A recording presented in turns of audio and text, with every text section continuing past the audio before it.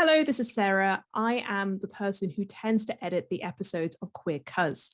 Now, the episode you're about to listen to is a pilot of Queer Cuz. This is before Queer Cuz was going to be a thing, or we actually hadn't realized at this point that it was going to be a podcast. We just thought it was going to be a one-off video of us sitting around chatting about being Filipino queer, studying STEM subjects, or working in different STEM fields.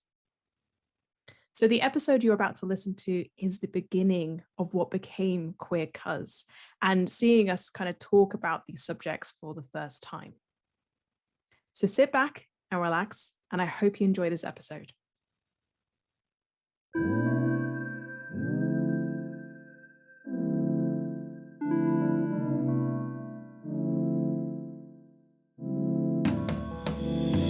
I'm doing something a little bit different today. Usually I do hands-on science videos, usually I chat about science, but today I decided to invite 3 of my cousins. I'm from a very large family. There's 12 of us? There's 12 of us, right? Please nod. Yeah, nods, good. If I am wrong, we might turn out there's actually 11 of us. I'm sorry about either the cousin I've forgotten or the cousin I've fabricated, apparently. But we're from quite a large family, and this is on so my mum's side of the family. And I basically wanted to chat today about being in STEM, being queer, and also being Filipino or Filipina, Filipinx. So to introduce myself first, I'm Sarah. I'm a science communicator from the UK. I'm the only one from this side of the family who's actually based in the UK. I am a science communicator, but I first studied biology when I was at university, and I also did a master's degree as well. My pronouns are she, her, and I recently have come out as ace, as in just a few weeks ago. So I think in comparison to everyone else, I'm like the baby queer that's still figuring themselves out in this world of, I don't know, I'm still figuring it out. But yeah, that's me. So I'm gonna hand it over to Dee. Hi, I am Dee, also known as the Off-White Magician online. I am an administrative assistant at a non-public school that teaches the Montessori method. And my pronouns are she, he, and I am bisexual and biromantic. Just to quickly ask, would you prefer us to call you she or he today, or are you happy with both of those equally? I am leaning he today, so, but she's cool, but yeah. Leaning he. Yeah, I'm happy to do that. Angelika. So my name is Angelika. I recently graduated from UCLA. I majored in ecology, behavior, and evolution. So it's kind of more like the biology side of environmental science. So right now I'm in that weird postgrad state. I'm currently working at a vet hospital, so we'll see where that takes me. And my pronouns are she, they. I'm okay with any of those right now. So, and yeah, I don't know. That's okay. And Alaina. Hi, my name is Alaina. I'm a second year mechanical engineering student with a focus in environment and sustainability, which is new. It used to not be that. So we're just trying to figure things out. I'm pansexual and yeah.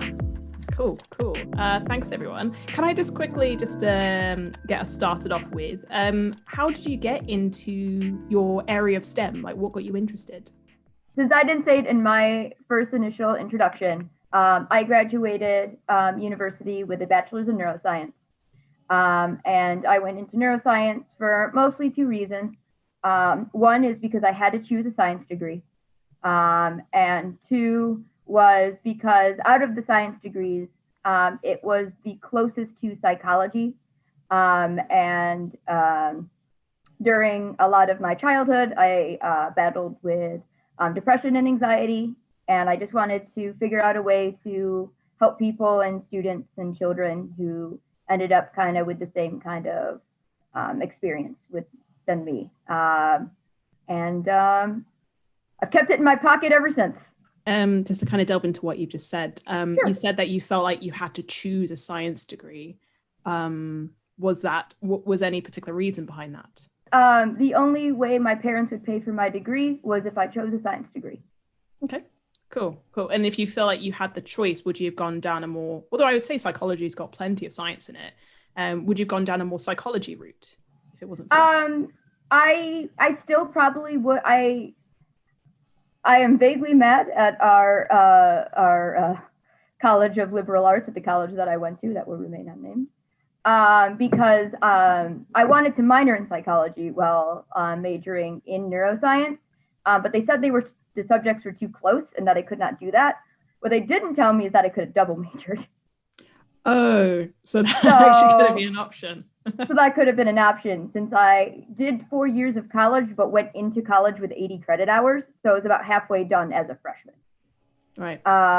And so if I went back, I actually probably maybe would have done neuroscience still, but with a minor in writing or creative writing. Cool, thank you. I'm going to hand it over to either Angelika or Alaina, whoever feels like going first. Okay, I can go first.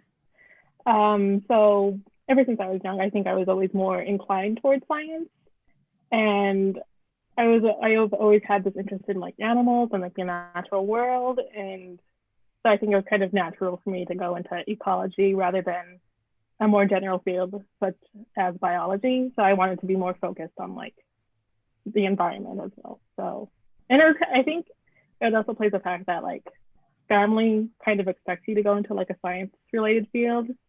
So I think I was always kind of pushed towards going into science. I have a feeling this might be a theme, and we'll definitely chat about that, which is very interesting. So, but I'll let Alaina, you tell us what got you into your area of STEM. So I'm in mechanical engineering, and I chose that because I've always really loved problem solving, and I've always been a big math person. I think math is super cool. And I really like tinkering, if that makes sense. Just like when I was younger, I'd always like take things apart, put them back together, all that kind of fun stuff. And so it just felt like a natural fit. And I wanted to like combine it with something that I'm passionate about, because those are the things that I kind of like, the things that I'm good at. But I wanted to combine it with something I'm passionate about, which is, you know, the energy crisis, making that not happen. And like climate change, that sucks. Yeah, so that's why I'm doing environmental stuff. And the reason that I found that I was passionate about that is because I got a job with our campus, like farmers market type thing. There's like 3 different sections of it. There's gardening, market, and zero waste. And so I am involved with the gardens. And I do a lot of work with hydroponics. That's cool, because I remember talking to you about that. And I think it's very interesting how you can get into college or university, and then actually it's an experience you might have there, where it's an internship or a job in your case, where you might find, oh, actually I'd really like to go in this direction. So I think that's really cool. Yeah, I mean, I chose it as like a hobby, because I thought I was doing all these like rigorous classes with like calculus and all that kind of stuff, and I needed a way to like decompress. And going and gardening was my way of decompressing. And then I realized I can just do that. That's great. That's really great. So I think there's, from like Dee and Angelika, although, you know, you were still interested in that subject, there was that push of you should go into science. Did you have that, Alaina, where you felt like you had to be pushed into something in a science area? A little bit. My parents were usually like super cool about it. There was a little bit of like push towards being like a doctor or something, or going into the medical field, because I think I guess like that immigrant mindset, that Filipino culture of like, this is secure, this is safe, you can do this for a lot of money. But after I got here and started working and learning more about the job field for engineering, and like explaining that to my mom, I'm pretty sure she's fully on board now. So can we just get like a hands up of who was also kind of encouraged to go in the medicine doctor direction?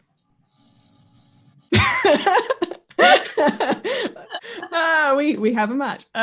Because I think you've touched on something there, Alaina, about kind of that the immigrant mentality, but also I know so what Filipinos are really known for is being nurses. It's something we see a lot of here. We see a lot of Filipino nurses. Our health service directly recruits them from the Philippines as well. And I know in the US, there's a whole history to that as well. And then also, if you look at our own family, hang on, I need to count properly. So we have, both your parents are nurses, Angelika. Your mum's a nurse, Dee. So it's 3. And Auntie Tina is a nurse. Is that 4 people? And then your mum, Alaina, who is a doctor. And then there's Shanna. Oh, and Shanna. Yeah. And Shanna as well. And then Kara. So yeah, we're a family full of nurses, aren't we? The whole, I guess the thing about nursing is that it means that, if you grow up in the Philippines, you'll tend to learn in English, or will learn English some point along the way. And at university, you will tend to be taught in English too. And then having a degree that can take you to lots of places, but also, I also know there's kind of a link between the Philippines and the US, as well as other countries in terms of employment, right? So it's very interesting how, in terms of when we think about Filipinos in STEM, that's all we really think of. This is something I always think about whenever I'm in front of school kids, because I'll do science shows, though not very much in the moment. But if I go back several months ago, I was doing science shows in front of kids, and I will talk about having a Filipino family and coming from a Filipino family. I feel like they need to see other representation. But I'm talking from very much a British perspective, in that there aren't that many Filipinos here. So what is Filipino representation like in the US, whether that's generally, but also in STEM? Thing that I can say is I grew up in Houston, and there's like a huge medical center in Houston. And for that reason, I'm pretty sure there's a pretty big Filipino population there as well. And every single gathering we would have, like Filipino party, half of the adults there were in the medical field, or most likely nurses. And so I always definitely had that perception of, Filipino equals medical. Yeah. I think all 3 of us who live in America do come from at least fairly Filipino dense areas, mostly because we are Filipino. We ended up in the Filipino dense areas. But I think each of the states that we're in each have a Jollibee, which is a pretty good sign of the amount of Filipinos in your area. So Texas did get it before Chicago, and I am not salty about that forever. It's 15 minutes away from my house. It's amazing. I have to drive an hour and 15 minutes to a northern suburb, which is the Filipino dense area of Illinois. And I'm just and I have to call. I call all of my friends. We do a 10-person car, and we drive up to Jollibee's. Wild. Anyway, so in my area, we're fairly dense for a Midwestern state, because it's the cold state that Filipinos end up going to. And in my high school, I knew 5 Filipinos in a class of 2,000 students, or in a school of 2,000 students. And out of all of those students who I knew, their one or both parents were nurses. So I also kind of saw it, and 2 of my best friends were Filipino, because they kind of hang out together in our area. And so anyone who would come, either a nurse or a doctor, and that's all they talked about. So I think out of all of us, I probably live in the most Filipino dense population, being from California. I was lucky enough to go to school at UCLA. Obviously, LA has a heavy, a dense population of Filipinos. So I think it was interesting for me to go to a college where there were so many Filipino students, and then you see that they're not only just venturing into the medical field, they're also going into engineering, liberal arts, all those, all the different fields. So not just medical fields. And it's starting from our generation that's starting to branch out, going against what their parents might deem a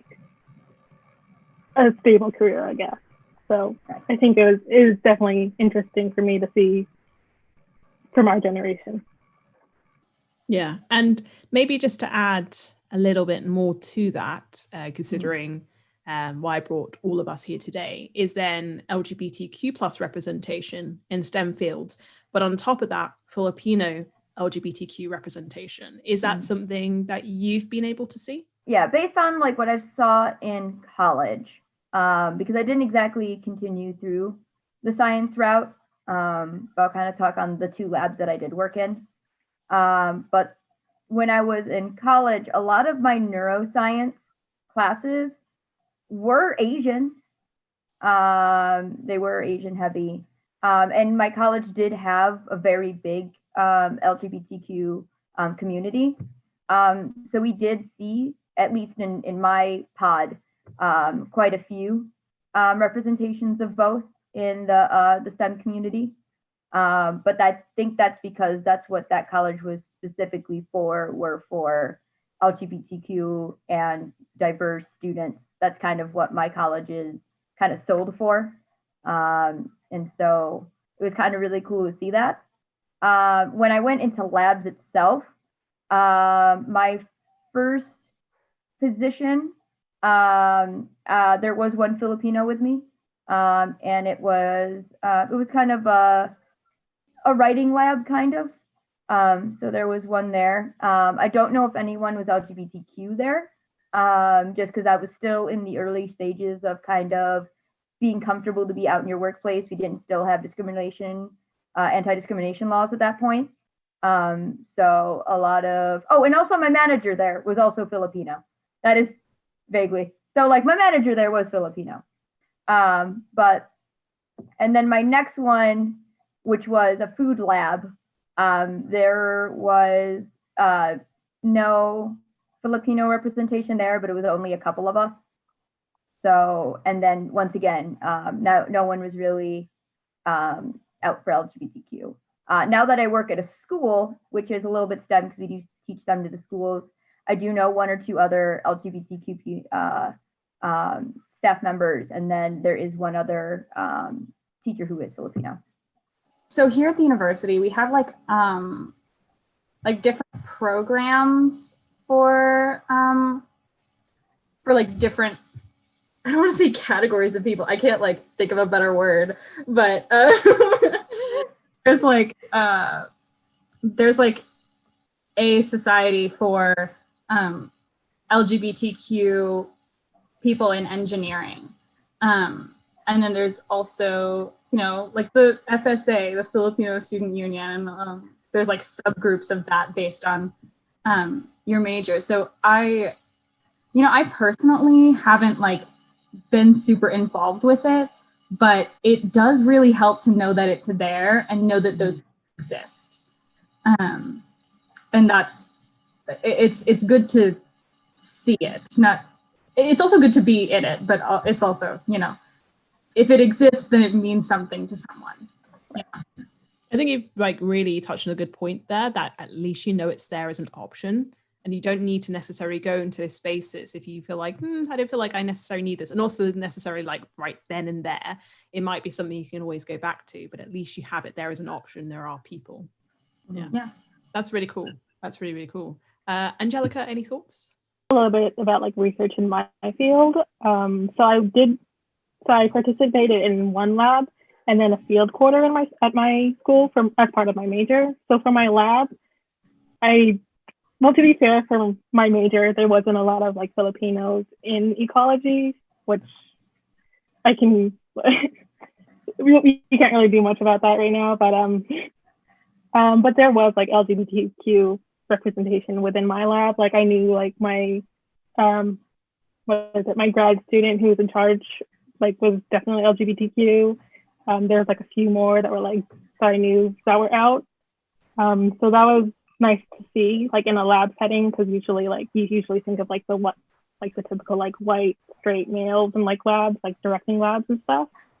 And then I also did a field quarter where I went to French Polynesia with about 15 other of my peers. And while none of them were Filipino, they were like people of color. So there's like Southeast Asians and like Mexicans, So And then there were some that were LGBTQ and people of color. So it was kind of nice to see that I did have peers who were similar to me, who are going in the field as well. They're going in as like researchers, but it was still nice to see that they were able to do research. So all of us here have, we have intersecting identities. How does your identity affect the way you see yourself, or maybe even how other people see you? So identity is a tough question. It was tough for me figuring out who I was on multiple aspects, since especially when I was in high school, my family told me never to check the Filipino one. The Filipino. I was always told to check the white when we were given racial surveys in high school. And so on my family side, it felt an extreme disconnect to even think about the Filipino culture.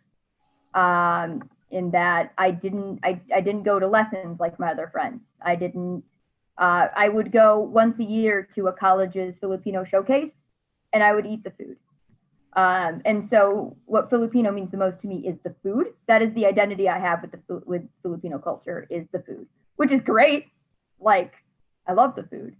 But it was very weird going into society, because sometimes even now at like 28, I forget that I'm tan. I just forget it. I walk into a situation thinking I'm stark white, and which is actually even why my handle is Off-White Magician, because I feel off-white. But that is what society first clocks me as. Nowadays, they look at me and they don't know what is going on, which is what I'm trying to do. But like, especially in high school, I even get at my job still, of people coming up to me and going, "What are you?" I still get it. If I have to I did like a finger scan recently for my job, and they were about to circle Hispanic for me without asking what my race ethnicity was. And I had to be like, no, first of all, I'm other, because you don't have two options. And second, or Asian. And they get very confused when I tell them that. Even like my dad is white, and my stepmom is Asian. And when I was getting like a fitting done, I told them that my dad was my biological dad and my mom was my stepmom, just so they would know the verbiage. And they continually called my dad my stepdad the entire time.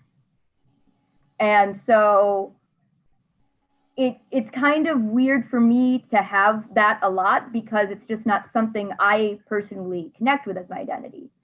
And nobody in society has ever, most of society actually, and it's probably because of the close-knit of friends that I have and the accepting job that I have, that when I go, I'm NB, it's she, he.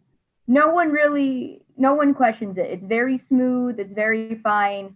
And so that I'm very comfortable with, and it is a large part of my identity, and who I am. But nowadays I am trying to kind of connect more with the Filipino culture, just because there is a lot more. There's a lot more than food. It's a beautiful culture, a beautiful country, and I do, especially also just want to learn the language. One, because I want to be able to know what our aunts say, and two, I want to be able to work and put it into my works, into my writing, because I want to write a story about a half Filipino person, or a person who's Filipino American who is half white and half Filipino, or a mixed Filipino person. And I want language to be part of their identity. And right now, all I got is like, Mihal kita, that's what I got. And mabuhay, that's all I got. And it hurts me as a writer, just as a writer who wants to write about my country and stuff like that. I really relate to so much what you're saying.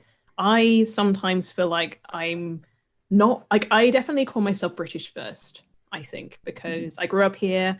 I've been living here since I was 5. It's all I know. I only speak English like you. I try to learn Tagalog, and then it just has dropped off completely. I've been so bad at it. And yes, I want to also know what our aunts are gossiping about, because when they drop their names, our names even, and then they drop in the bits of English, and you're just like, I know you're talking about me right next to me in a language I don't understand. Like, I know you're talking about me.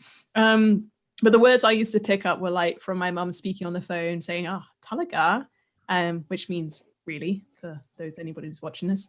But yeah, I think I remember on the forms always ticking white and Asian, but then Asian here is seen very differently. You tend to think of anybody who's Indian, Pakistani, Bangladeshi, like that part of Asia. We also have a box for Chinese, and that's it for East Asian. And like there's no, like, the demographic forms are not good here at all, really. Like they're a lot more extent, like the list is so much longer in the US. And also this is to do with how large your Hispanic populations are, but we don't have those options here at all for anybody. So you would have to tick other. I do know of one other, so mixed Filipino, who also I met through science communication, and she ticks other. And I realized that actually is probably more accurate for me to do that, because I was raised to be like, you have one white parent and you have one parent who's from an Asian country. That's how I interpret the forms, even though actually that could be incorrect. So yeah, I really relate a lot to what you're saying. I think about the food as well. And I just don't feel like I just know a lot about the culture. I feel like a fraud quite a lot in that space. But then when you're in a white space, I still get the, so where are you really from? Where are you originally from? I'm like, here. I'm from here. And they don't like that answer sometimes. Can I ask, why did your parents want you to tick the white part of the form? Just because you used the word parents, I'm going to clarify. My dad did not tell me. My mom did. I don't know why. I don't know why to this day. I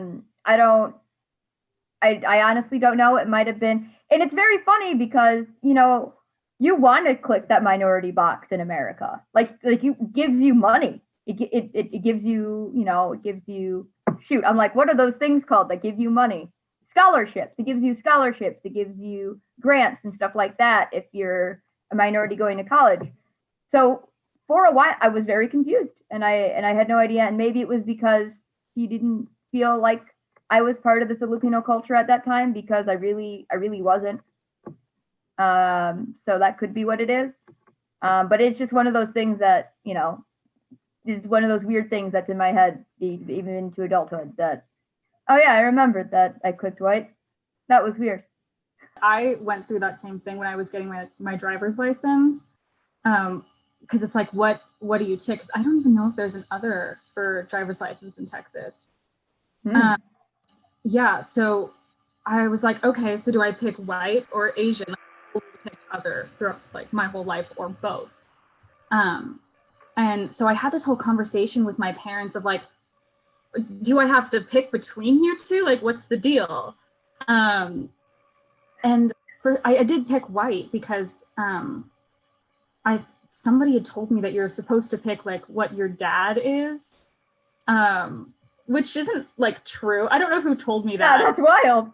I know, it's really weird, but yeah, no, it was just like this weird like identity crisis thing of like, which one am I really? Yeah. I love how the patriarchy is reigning, when having to choose your ethnicity options on a driving license. I love it. I love it. But to answer your question, which identity I kind of see myself as, or like, or I guess, yeah. I think probably my LGBTQ identity, because like, I've always known throughout my whole life that I've liked girls, guys, and everything in between, and that has never been like a question for me. So it's so like solid. And it's one of those things where I never really came out to anyone but my parents, because things like that would just come up in conversation because of, the time that I grew up in, the early 2000s. Or I say that because it's like, I say early 2000s because, this was me in, or like late 2000s, because this was me in like elementary school. I would talk about liking girls, and people would ask questions about that, and I'd be like, yeah, that's it. And it would be like, fine, and so I was really lucky to never really have to go through like the whole, like everything that comes with coming out with any of my friends. I did have to do that with my parents because it's just a different generational thing. But yeah, so I definitely see myself as a pansexual woman, even before my ethnicity identity, because I'm also half white, half Filipino. And I think that is kind of, when people see me, I'm sure that's what they see, is like somebody that's just I think when people see me, they see like a mystery almost. They're like, when people meet me, they're like trying to figure it out, like it's like a game or something. And so that's I think what people see when they see me.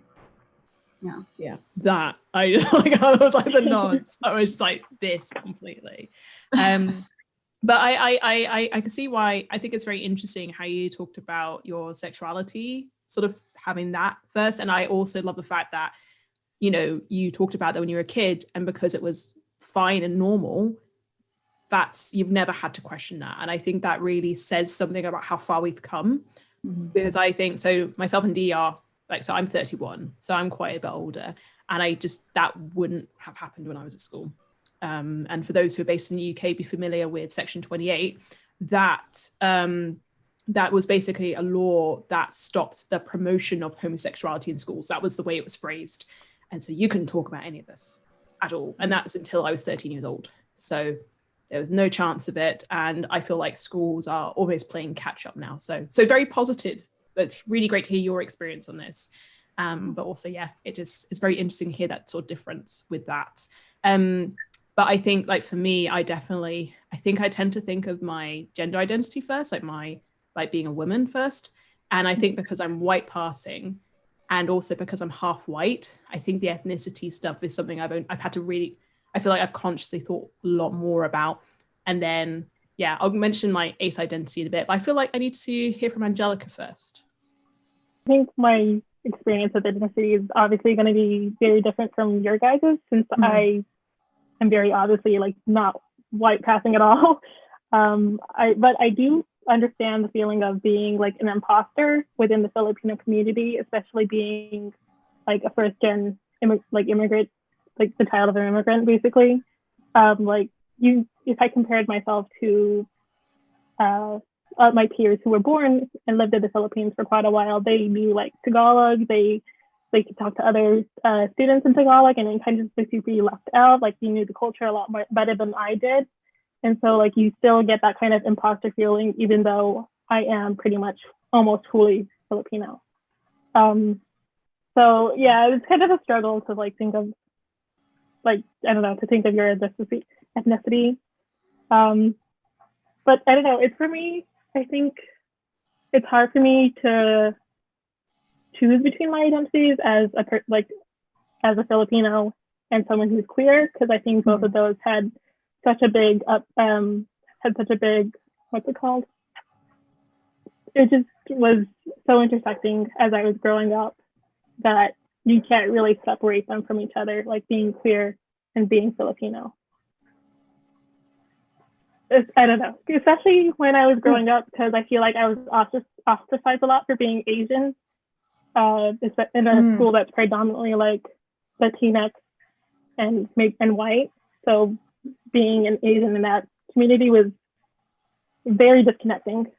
And then also growing up knowing that you were queer, but like also you can't. I grew up in a time where like you could come out, but like not a lot of people were doing it. And if they were, they had their own kind of circles, and I wasn't part of any of those circles at that point. So Gotcha. I think, yeah, so I think having the intersection of those kind of shaped who I became as an adult, and still continuing to shape who I am. I think it's really interesting, Angelika, what you were saying about if you don't speak Tagalog, you feel that isolation. And that's assuming that all Filipinos speak Tagalog as well. Even if you grow up in the Philippines, you may not actually speak Tagalog. You might speak another language, like how our families speak Ilocano. So actually speaking Tagalog doesn't necessarily, it's almost seen as like that marker of you know, you've got to speak the language to be Filipino enough.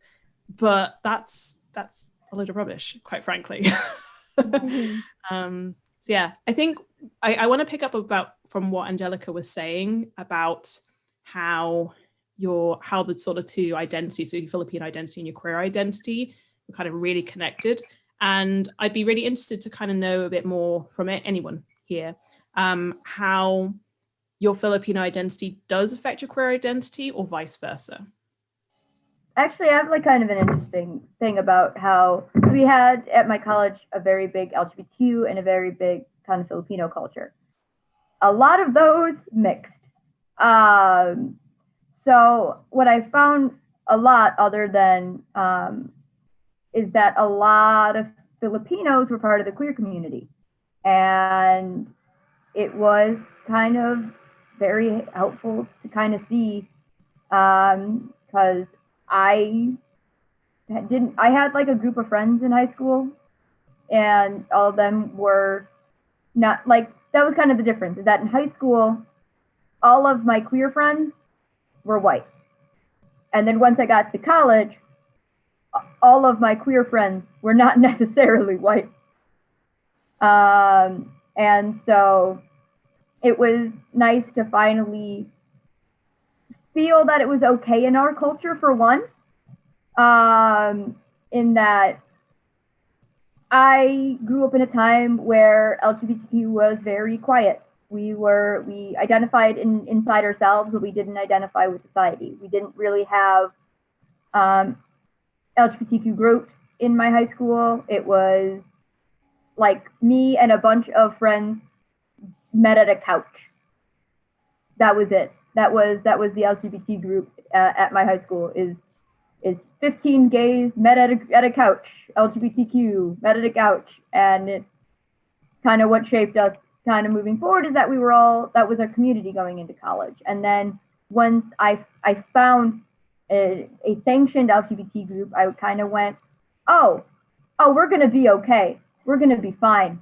We're not gonna have to secretly meet at a couch anymore. Like, we can just like one of the Filipino LGBT, one of the Filipino LGBTQ was like very, very forward about his LGBTQ identity, and I was like, sweet. And like and like one or two would like take me under their wing and help me find binders, and I was kind of like, because whenever I would talk to our family, I forgot, they would use the word, the I don't know if it was Tagalog or Ilocano word for gay, but they would whisper about it, and it'd be like, oh, he's bakla. I forget the word. What is it? Bakla. Yeah, I was gonna call it baklava, and I was not gonna do that. I guess, oh, he's bakla, and I'm like, and it'd be like one of those words where I was just like, is that the word for gay, or is that one of the bad words? Like, I thought one of the words in our language was a bad word, but then I ended up just learning that it was a word that they used as a bad. It was kind of like one of our words that we took its real meaning and then made it into something else. And so bakla was one of those words for me, as I was like, oh, that's not going to be great in our community. And then now we're kind of picking up a little bit more in the Filipino community. And it was always really interesting going back to the Philippines, because it's a little like, it's I can't speak on the Philippines, but when I went there with family, and there would be just like like some of the tribes, and I'm gonna goof up a lot here, where it would be very, maybe at a later time we could talk, but it was a lot more. It made me feel okay again. Basically, it. I don't know if the Filipino culture looked at it okay when I went there, but for me, watching what was happening, I felt more okay with my identity in the Filipino culture specifically. I never really saw a lot of mix between my my queer identity and my Filipino identity, other than really the religion aspect of it, because you know, our Filipino side of the family is mainly Catholic, and there are a lot of like taboos about it. My mom, when I came out to her, I think like my freshman or sophomore year of high school. And she was super understanding, but when I talked to her about it afterwards, and she told me that what she was feeling in that moment was that she was scared for me. Because she understood how people in the queer communities are treated from where she comes from and from what she's seen.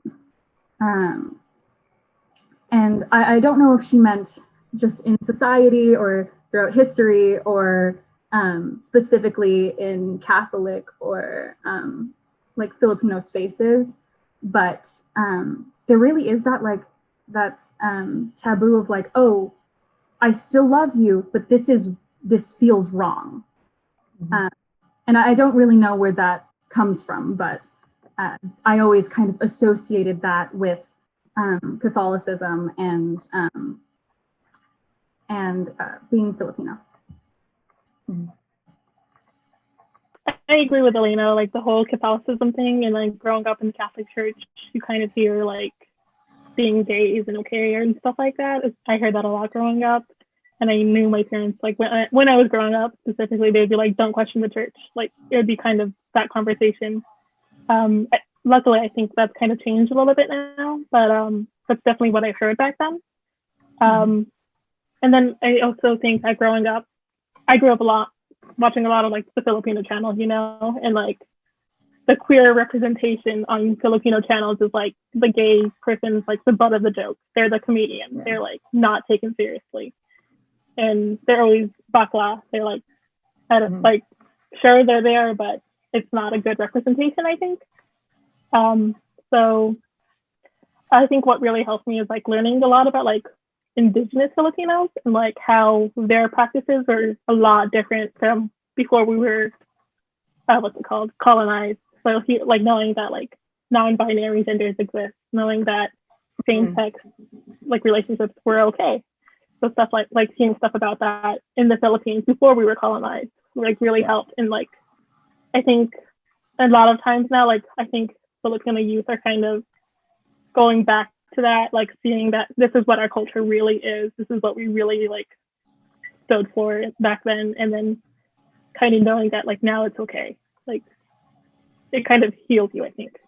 I think I would agree that things have gotten a lot better. If I had to come out as a teenager, I don't think, I mean, I guess because I still liked boys, but with that's an interesting thing with I've been thinking about with asexuality is that the lack of interest in sex, and how they'll be like, oh, well, before marriage, cool. If you're not, that's really, really great from like our culture's perspective, right? But then it's the post-marriage thing, like to be asked like the week before getting married, like, so when you're having kids, or like I remember when going to a wedding in the Philippines, and it's like when they have children, not if. And I thought that was really interesting. And like when I came out to one family member, and they said, oh, so you're not having kids? Like, and this was not necessarily immediately afterward. This was a couple of hours later. But it's just the whole thing of how things can be so tied to having family and having children and that expectation. And I think that I don't necessarily have that on me and I don't feel that pressure, but it's still kind of there, if that makes sense. Yeah, don't know if anybody else has that kind of experience. Definitely been asked like, you like, oh, so when like how many kids are going to have in the future and stuff, and like questions like that, which at the time I'm like, I was always like, I'm like too young to be thinking about that. Like I wouldn't be thinking about this anytime soon. And it always made me feel really uncomfortable getting asked that question, because I think they kind of assumed like you're straight, you're going to marry like a guy, basically. And that's not necessarily true. And even if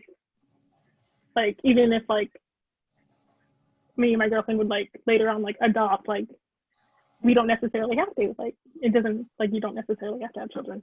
It reminded me of this because Angelika, you said you talked a little bit about like TV and like watching Filipino TV.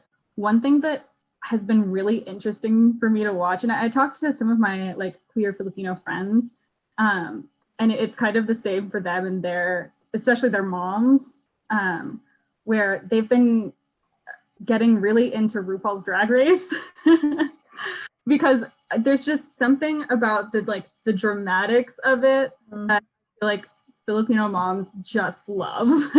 Yeah. And that has been bringing like a lot of really cool conversations that I've got to have with my mom about like what does it mean to be transgender, and like what is and like really being able to see it and be like, oh, okay, they're good, they're fine. So everything that's going on with me is good and it's fine. You know, that's been an interesting thing that I've gotten to see and experience with the Filipino identity and my queer identity. Yeah. For me, I grew up with RuPaul's Drag Race, like first season moving on.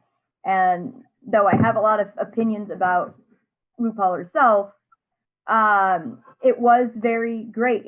My favorite, one of my biggest role models who helped me through high school on was Manila Luzon, because that was the first time, other than my college, where I saw a Filipino LGBTQ person, and she was wild, and her music video spoke to me, and she was unapologetically LGBT and unapologetically Filipino.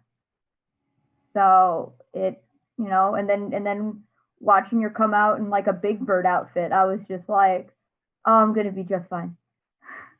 But yeah, and so I have tried to introduce my mum to RuPaul's Drag Race, and I did talk about Manila Luzon because I also just love all the just the creativity with the outfits. Also super robbed in All Stars. Just want to put that one out there. And I think Manila Luzon is not the only drag performer to be on Drag Race. I think in season 1 there's Angina. There was Angina, and then there's also Jujubee. There's been a lot. That's actually where a lot. I mean, that's a lot of the Filipino LGBTQ at the college I went to were like big fans of the show, because almost every season had a Filipino representation or an Asian representation. And as people who don't see that a lot, especially when we went to school, we were just like, oh my gosh. And it was nice. So as you know, I have filmed this for LGBTQ STEM Day. This is the 3rd year, although originally they celebrated in July. It is now moved to the 18th of November this year. And the idea of the day is to raise the visibility of people who are LGBTQ, who work in STEM or study in STEM, or all around that sort of thing. And I wanted to ask all of you why you feel representation in STEM is important. I do know a lot of research papers that are very important to me and a lot of my NB friends, where we're able to talk to people who kind of tell us, that NB or trans isn't real, and that it's a mental illness, or it's something else. And it helps to just be able to be like, well, if you need science instead of just me, a person telling you, here's what a lot of researchers have found. And like it's helped me a lot, and people getting all up in my business and telling me that I shouldn't have rights for some reason. And just being like, I'm gonna immediately shut you down because you got into a fisticuffs with the wrong person.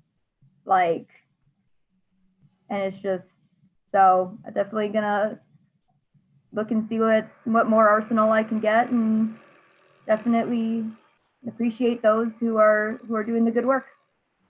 So right now I'm in linear algebra, which has been the hardest like calculus class I've ever had to take because it's so abstract, and I have such a hard time like understanding things that I can't picture. And it's stuff that is really simple, but I've never had to think about math in this particular way ever before. And so I, like this past semester, I've just been like working at it, and I keep having to look through material that I've already seen over and over again. And then, you know, there's always this like, oh, okay, I get it now. And I think that that's kind of how I view, like, what is it called? What is it? Representation. Okay. That's kind of how I view representation.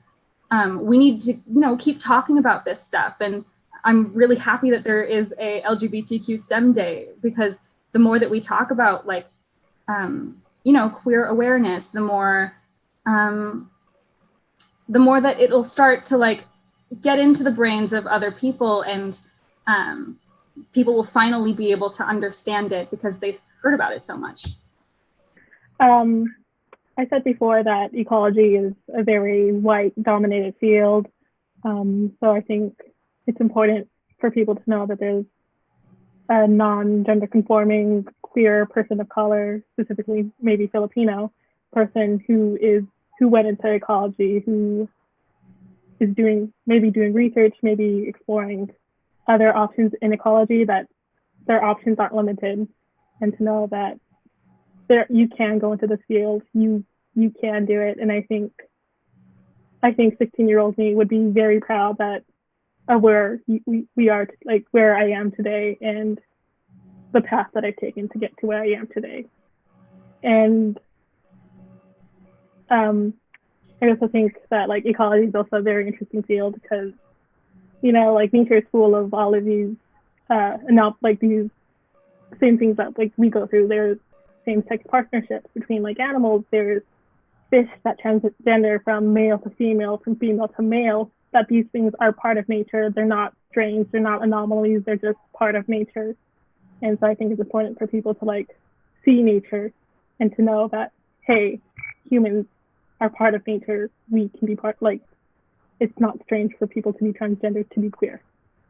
So I think it's important for, I don't know. I think that representation is important for, especially for my field. So, yeah. All really great answers. I think as a science communicator, especially as science communicators often in front of young audiences, it's something I'm always really thinking about and being aware of. But also it does affect the way we communicate science, I think. I've seen some really not so good examples, let's just say, of science communication. Or actually, here's something that really bothers me, is that when we had the briefings here for COVID, there are so many white men. It's just I remember watching the last one I watched is when we were about to go into the next lockdown, and I just saw white man after white man. And it's just when they're meant to be speaking on behalf of the population, which aren't just white men, quite frankly. So I think not just in doing the research, but in terms of what else we do with the science, whether that's consulting, whether that's teaching, or whether that's my kind of role communicating the science. So I just wanted to thank you all for taking the time to sit down with me and chat about everything we've just talked about. I think we've never had a conversation like this before with all of us. I just remember for how many years nobody came out. And I was like, statistically, with 12 cousins, there's got to be one. I didn't expect one of them would be me, to be honest. Yeah, and I feel like when our individual conversations, I've had with you individually, I've learned so much just from chatting to you already, in terms of me coming to terms of my identity. So thank you for that. But also just, thank you so much for this. I thought this was like a really great conversation to have. It was really great to hear how different our experiences are, but also just the similarities and just like just how relatable this conversation is, because I don't always have these conversations in my field, but also just in everyday life. So just want to say thank you, really. Is there anything else you want to mention before we stop recording? I just also want to say thank you for setting this up and inviting us all here. I for one looked at the 12 cousin and went, oh, please let me not be the only one. So it's as I've said previously, it's good to know I'm not alone. So I'm happy that we've had this conversation, and hopefully we can powwow again. That'd be fun. I mean, I'm one of the babies of the family, so I guess thank you guys for being such good science role models and queer role models. You guys have been awesome, and you guys are still awesome. This is the first time you were awesome, but it's fun. Oh yeah, thank you, Sarah, for setting everything up, and I don't know, just having such like an open space to talk about things, because I definitely have not been able to talk about like this kind of stuff before. So thank you guys. Cool. Amazing. Do you want to do like an episode 2? Because we could do an episode 2. Okay, I shouldn't count my chickens. I mean, I was like, I'm ready. I'm for it. I'm stuck inside during quarantine. All right. It's been a lot of fun. Okay, cool. Right. Thank you so much. And yeah, that's it. That's us.